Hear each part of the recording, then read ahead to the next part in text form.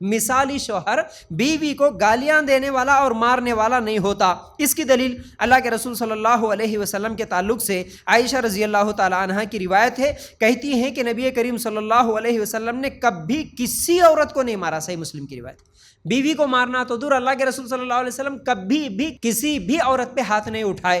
یہ اللہ کے رسول صلی اللہ علیہ وسلم کی سنت ہے، یہ اللہ کے رسول کا طریقہ، یہ اللہ کے رسول کو نمونہ ماننے والوں کا بھی طریقہ یہ ہونا کہ وہ بھی اپنی بیویوں پر کبھی ہاتھ نہ اٹھائیں۔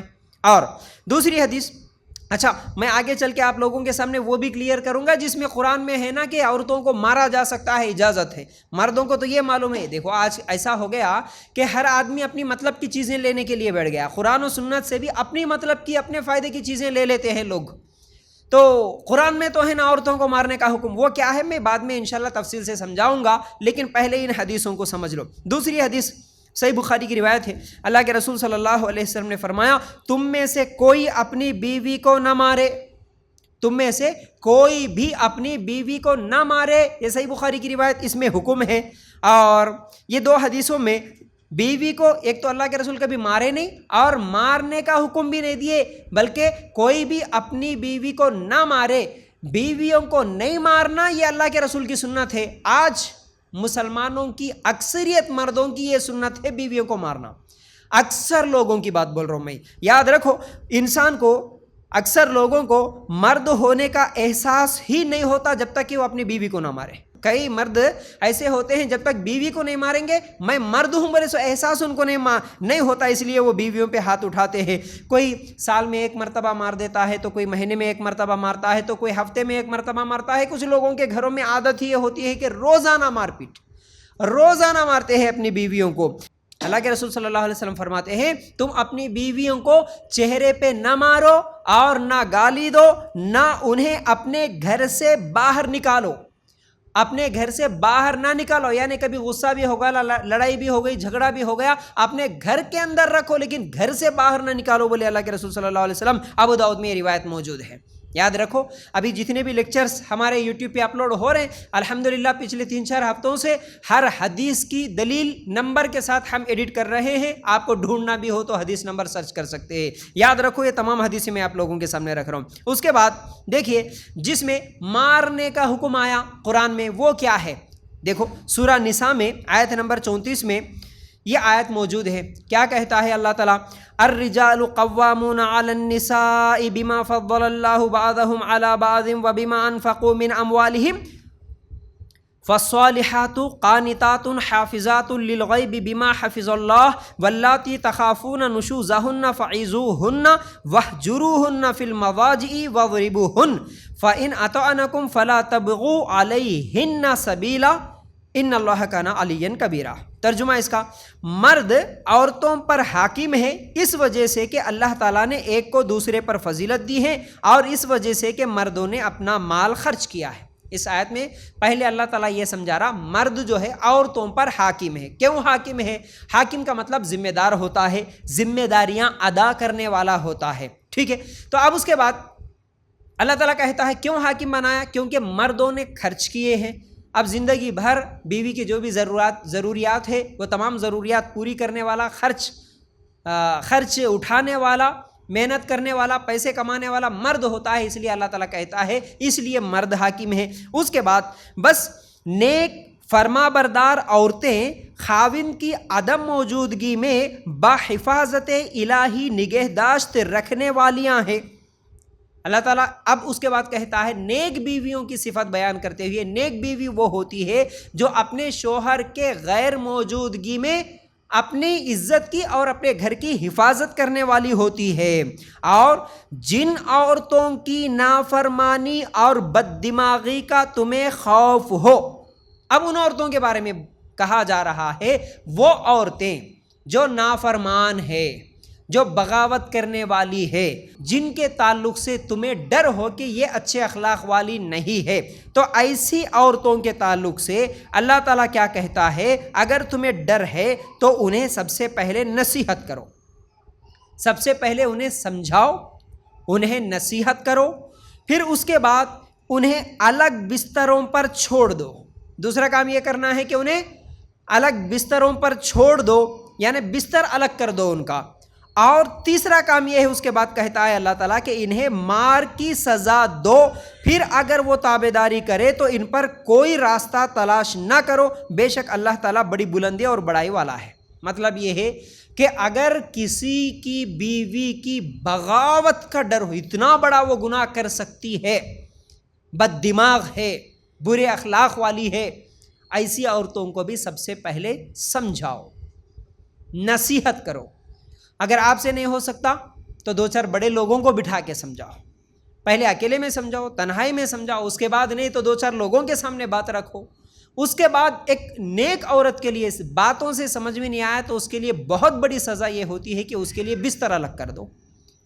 شوہر کا بستر الگ، کمرہ الگ، بیوی کا کمرہ الگ، یعنی ناراضگی ظاہر کرنے کے لیے کہ تم یہ غلطی کر رہی ہو تو اب میں تمہارے قریب نہیں آؤں گا، جاؤ۔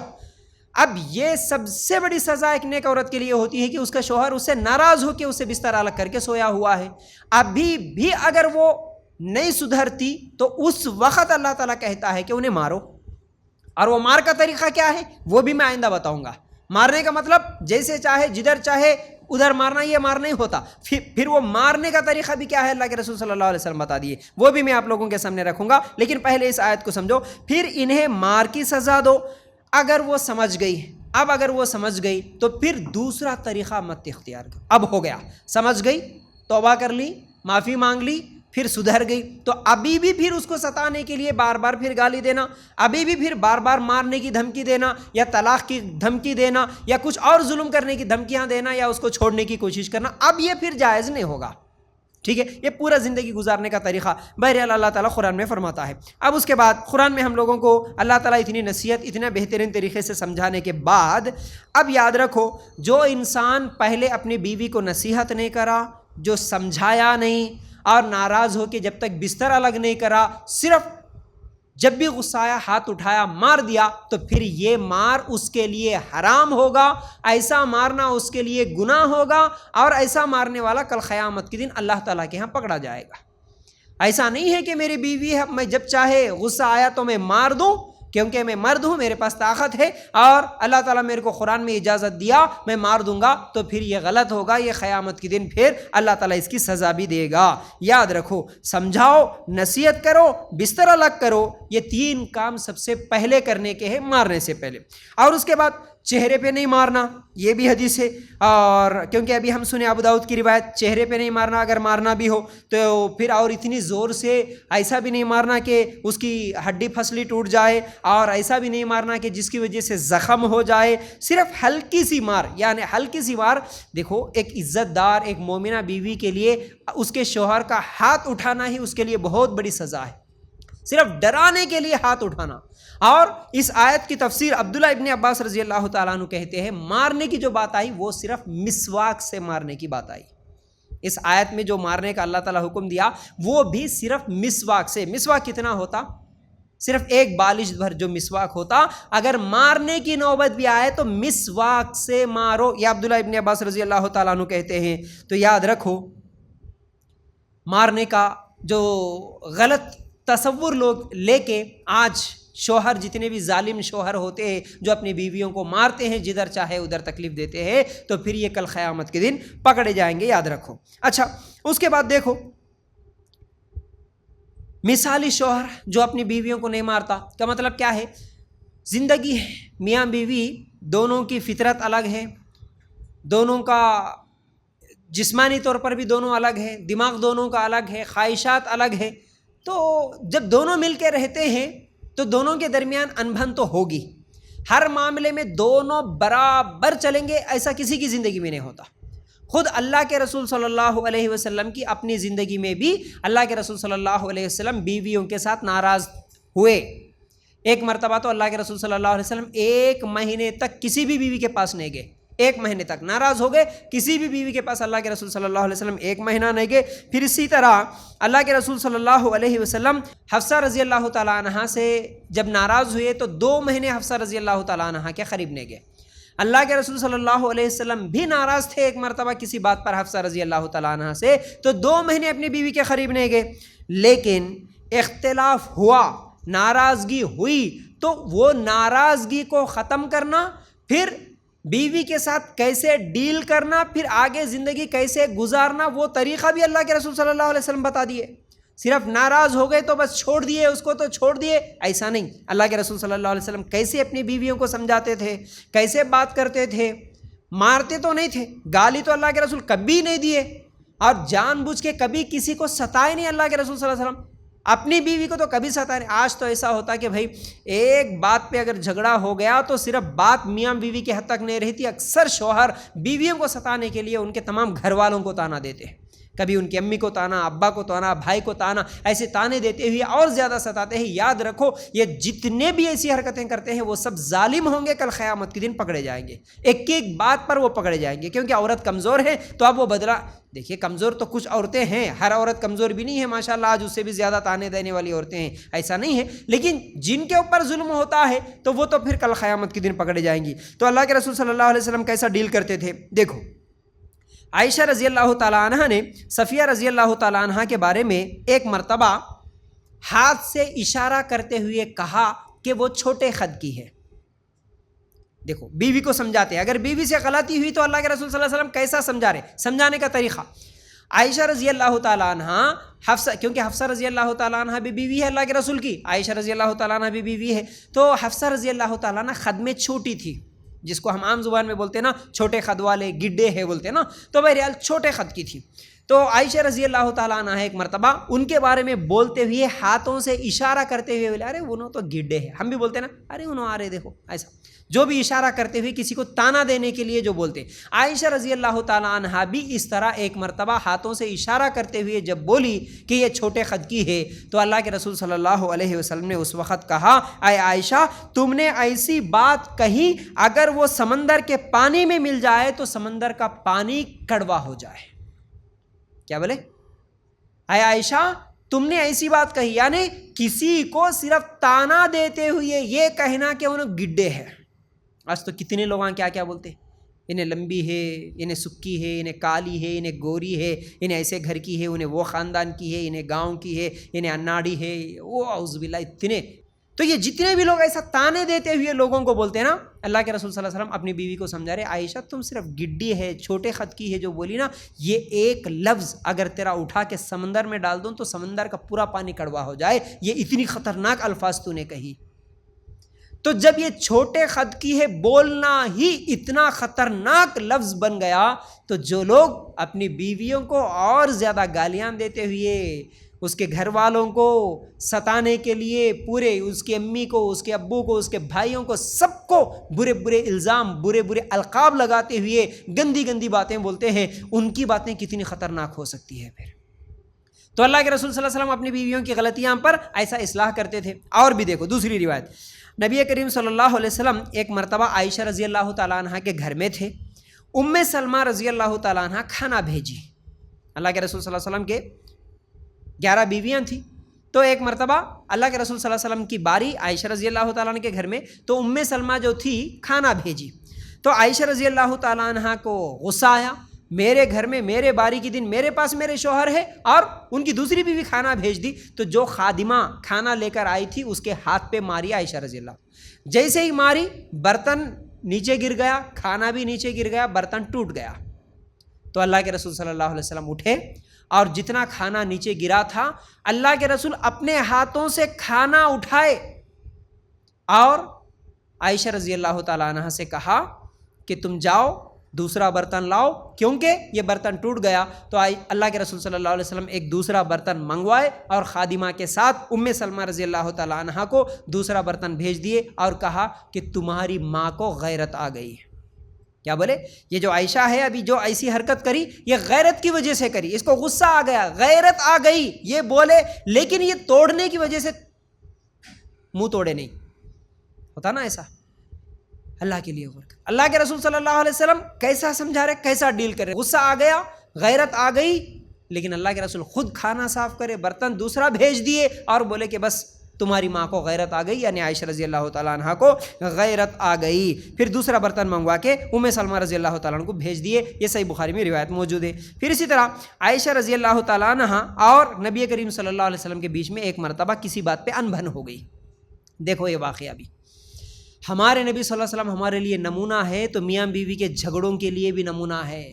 وہ جھگڑوں کو کیسا ڈیل کرنا، کیسا ان جھگڑوں سے نکلنا، کیسے سمجھانا، اللہ کے رسول صلی اللہ علیہ وسلم کی زندگی سے ہم کو کئی نمونے ملتے ہیں۔ تو دیکھو، میاں بیوی کے درمیان جھگڑا ہو گیا، انبن ہو گئی کسی بات میں عائشہ رضی اللہ تعالیٰ عنہ اور اللہ کے رسول صلی اللہ علیہ وسلم کے بیچ میں، تو اختلاف تو ہو گیا۔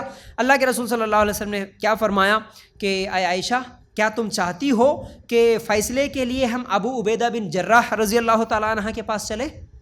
دیکھو کیا بول رہے، ٹھیک ہے عائشہ، آج ہوتا نا میاں بیوی دونوں جھگڑا کر لیے، بیوی بولتی میں حق پر ہوں، شوہر بولتا میں حق پر ہوں، بیوی بولتی میں ہی صحیح تم غلط ہو، شوہر بولتا نہیں میں صحیح تم غلط ہو۔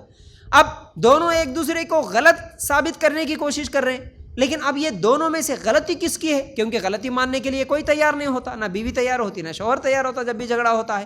تو اب ایسے حالات میں کیا کرنا؟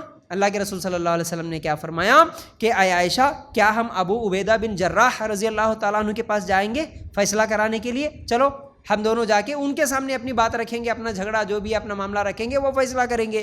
عائشہ رضی اللہ تعالیٰ عنہ کہتی ہیں کہ نہیں، وہ نرم دل ہیں اور مجھے گمان ہے کہ وہ آپ کے حق میں فیصلہ کریں گے، میں نہیں مانتی جی، آپ ابو عبیدہ کی جو بات کریں میں نہیں مانتی، وہ آپ کے حق میں ہی فیصلہ کریں گے، مجھے اعتبار نہیں ہے۔ تو اللہ کے رسول صلی اللہ علیہ وسلم بولے اچھا ٹھیک ہے، ابو عبیدہ کے اوپر اگر اعتبار نہیں ہے آپ کو، تو کیا ہم عمر رضی اللہ تعالیٰ عنہ کے پاس چلیں؟ اگر ابو عبیدہ رضی اللہ تعالیٰ عنہ کا فیصلہ تمہیں پسند نہیں ہے تو کیا ہم عمر رضی اللہ تعالیٰ عنہ کے پاس چلیں، جا کے پھر وہاں فیصلہ کرائیں؟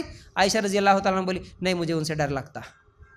کیا بولی؟ عمر رضی اللہ تعالیٰ عنہ غصے والے تھے، ان سے ڈر لگتا، میں ان کے پاس بھی نہیں آتی۔ پھر اللہ کے رسول صلی اللہ علیہ وسلم بولے اچھا ٹھیک ہے، تو کیا پھر تمہارے ابو کے پاس چلیں گے؟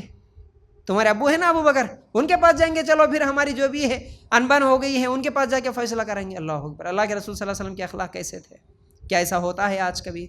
کسی بیوی کے اور میاں بیوی کے درمیان اگر ایسا کبھی انبن ہو گئی، جھگڑا ہو گیا، تو کیا شوہر یہ بولتے ہوئے نظر آتا ہے کہ چلو اس کے پاس یا نہیں تو اس کے پاس، نہیں تو کم از کم تمہارے ہی ابو کے پاس جا کے فیصلہ کرا لیں گے؟ کبھی ہوتی ہے ایسی بات؟ نہیں، میں بولے جیسا سننا، کرنا، ایسا رہنا ہے تو سننا پڑتا، نہیں تو جانا پڑتا، یہ وہ ایسے ڈیلا گا ہمارے پاس۔ دیکھو اب ہوا یوں، عائشہ رضی اللہ تعالیٰ مان گئی، اب بولی کہ اچھا ٹھیک ہے ہمارے ابو کے پاس جانا ہے، چلو ٹھیک ہے چلو۔ ابو بکر صدیق رضی اللہ تعالیٰ عنہ کے پاس گئے، جانے کے بعد اللہ کے رسول بولے عائشہ بولو، بولے نا آپ کے ابو سے فیصلہ کرانا ہے، ابو تو آ گئے، چلو بولو جو بھی ہوا۔ عائشہ رضی اللہ تعالیٰ عنہ کہتی ہے نہیں جی میں نہیں بولوں گی، آپ ہی بولو، لیکن سچ سچ بولنا۔ دیکھیے کیا بول رہی، جو بھی ہوا سچ سچ بولنا، تم بھی بولو، تم ہی بولو، میں نہیں بولتی لیکن تم سچ بولنا۔ ابو بکر صدیق رضی اللہ تعالیٰ عنہ کی اس بات پر غصہ آیا، میری بیٹی میرے داماد کے ساتھ خود اللہ کے رسول ہیں، ان کے سامنے یہ بول رہی کہ تم سچ بولنا۔ ابو بکر صدیق رضی اللہ تعالیٰ عنہ کو غصہ آیا، مارنے کے لیے ہاتھ اٹھائے، اپنی بیٹی کو مارنے کے لیے، داماد کو نہیں۔ یہاں تو دامادوں کو مارنے کے لیے، بھونیاں کو مارنے کے لیے سالے آستینہ چڑھاتے ہے نا، تو فوراً اللہ کے رسول صلی اللہ علیہ وسلم بیچ میں گئے، روک دیے اور بولے اے ابو بکر نہیں مارنے کی ضرورت نہیں ہے، روک دیے۔ تو ابو بکر صدیق رضی اللہ تعالیٰ عنہ وہاں سے غصے سے نکل کے چلے گئے۔ تھوڑی دیر کے بعد خاموش ہو گئے، غصہ ٹھنڈا ہو گیا۔ اللہ کے رسول صلی اللہ علیہ وسلم آئے اور آ کے عائشہ رضی اللہ تعالیٰ عنہ سے کہتے ہیں اے عائشہ دیکھا نا میں آپ کے ابو سے کیسے بچا لیا آپ کو۔ کیا بول رہے، آپ کے ابو کے مار سے میں بچا لیا نا آپ کو، مسکرا کے بول دیتے، غصہ ختم ہو گیا، انبن اختلافات ختم ہو گئے۔ اللہ کے رسول صلی اللہ علیہ وسلم میاں بیوی کے جھگڑوں کو ختم کرنے کا طریقہ اتنا بہترین نمونہ دے کے گئے ہمارے لیے، لیکن ہماری زندگیوں میں ایسا ہوتا ہی نہیں۔ ہر آدمی غصے والا، مرد بھی غصے والا، عورت بھی غصے والی، یہ غصے میں طلاق بھی دے سکتا ہے، مار بھی سکتا ہے، گالی بھی دے سکتا ہے، گھر کے باہر ڈھکل سکتا ہے، وہ بھی غصے میں آ کے میکے میں جا کے بیٹھ سکتی ہے، غصے میں آ کے ارے ترے بول دیتی ہے، غصے میں آ کے پولیس کیس کر دیتی ہے، کیا کیا نہیں کر دیتی۔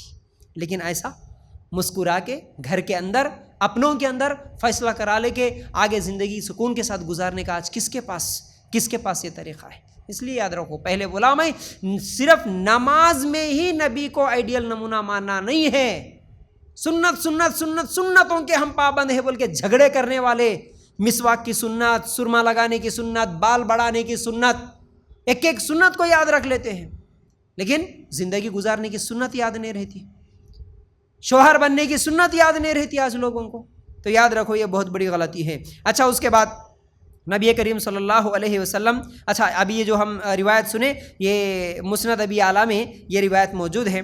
پھر اسی طرح صفیہ رضی اللہ تعالیٰ عنہ، صفیہ رضی اللہ تعالیٰ عنہ یہودی قبیلے کی تھی. یہ بھی اللہ کے رسول صلی اللہ علیہ وسلم کی ایک بیوی ہے. تو صفیہ رضی اللہ تعالیٰ عنہ یہودی قبیلے بنو نذیر سے تعلق رکھتی تھی. خیبر کا جب جنگ ہوا، خیبر کے جنگ میں اللہ کے رسول صلی اللہ علیہ وسلم اور مسلمان جب یہودیوں سے لڑ رہے تھے، اس وقت صفیہ رضی اللہ تعالیٰ عنہ کے ابا اور ان کے شوہر دونوں کو قتل کر دیا گیا مسلمانوں کی طرف سے، کیونکہ وہ یہودیوں کی طرف سے آئے اور مسلمانوں کے کٹر دشمنوں میں تھے اور مسلمانوں کو ہمیشہ نقصان پہنچانے کی کوشش میں لگے ہوئے تھے. تو جب جنگ ہوئی تو مسلمان صفیہ رضی اللہ تعالیٰ عنہ کے باپ کو اور ان کے شوہر کو قتل کر دیے. تو جب جنگ میں ملی یہ عورت تو لونڈی بنا کر اللہ کے رسول صلی اللہ علیہ وسلم کے پاس آئی. تو اللہ کے رسول صلی اللہ علیہ وسلم آزاد کر دیے صفیہ رضی اللہ تعالیٰ عنہ کو. پھر اسلام کیا ہے سمجھائے. پھر اس کے بعد جب وہ اسلام قبول کر لی تو اللہ کے رسول صلی اللہ علیہ وسلم نکاح بھی کر لیے.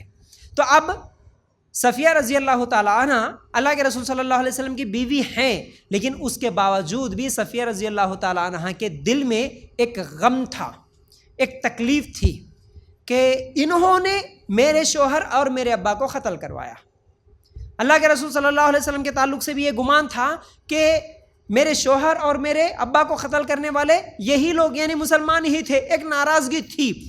تو ایک مرتبہ اللہ کے رسول صلی اللہ علیہ وسلم صفیہ رضی اللہ تعالیٰ عنہ کے پاس گئے اور سوچا کہ صفیہ کے دل میں ابھی رنج اور غم باقی ہے. تو نبی کریم صلی اللہ علیہ وسلم صفیہ رضی اللہ تعالیٰ عنہ کے پاس جاتے ہیں اور نرمی سے، محبت سے اس رنج اور غم کو دور کرنے کی کوشش کرتے ہیں اور جا کے کہتے ہیں کہ اے صفیہ، اگر تمہارے والد اور تمہارے شوہر ہم لوگوں کو جنگ پر نہیں ابھارتے، ہم لوگوں کو جنگ کرنے پر مجبور نہیں کرتے تو ہم ان کو قتل نہیں کرتے تھے.